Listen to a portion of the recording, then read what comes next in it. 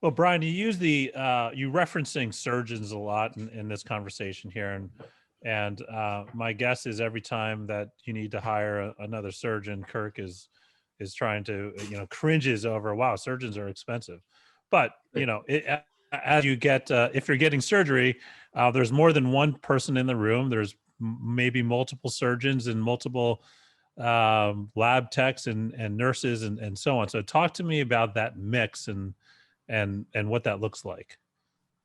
Yeah, and the analogy fits and sticks so well. It's why I keep coming back to it over and over. But the reality is too, for us to build and scale a solution like this, where we're helping and managing hundreds and thousands of clients out there and assets. One of the things we have to do is scale with that, and having a finite number of actual penetration testers means that we need to use them where they're most needed and most effective.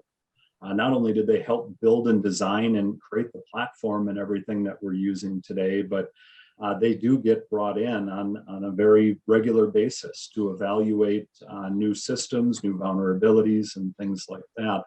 So, that secret sauce I mentioned before of the playbooks and some of the automation, that was, very specifically designed so that the pen testers get the notifications and the alerts at the right times so that we can use them most effectively. But at the same time, these are the skills and the talent and stuff that we're using on point in time engagements as well. So we need to have pretty much an A+ team for everything we do. There isn't really a spot for a second-rate pen tester in most of the world of pen testing, but I feel even more so in what we do here. So you mentioned, things like expensive and potentially hard to find and things like that. Absolutely, they're like those surgeons. We're looking for the best and the brightest.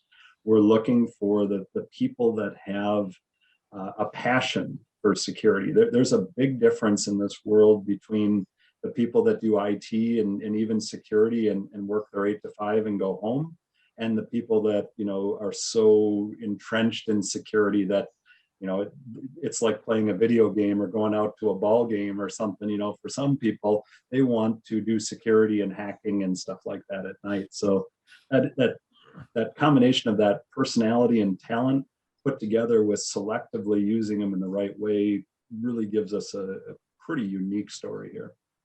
Okay. I remember last year, Brian, you and I did I think it was a webinar for some of the listeners of ChannelBytes, and you mentioned in there, and I'm going to butcher this, so just correct me as when I'm done making the statement. Is you have some engineers that have some type of certification where it's like pretty high up or fairly unique. What do you know what I'm referring to?